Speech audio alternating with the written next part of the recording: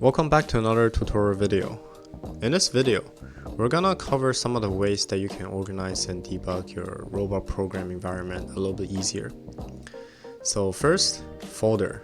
As the name suggests, this is just a common folder, like how you place files. You can also place your code here, and then name your folder here to a different name, so it's a little bit more organized.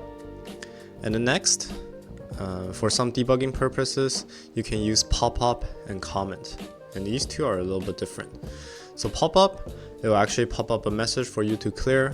It'll tell you what the robot is doing at that segment, and then you can enter the text content to tell you what it's supposed to say. You can also change the pop-up type to message, warning, and arrow, and then you can also hold the program when this message pop up, and then you have to clear the message for the robot program to keep running. Another useful thing is to directly just display the variable value when you pop up a message.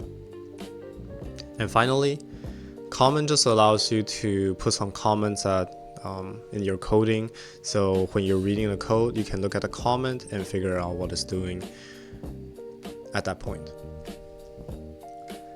And that's 3 commands that you can use to organize and help you debug your program a little bit easier.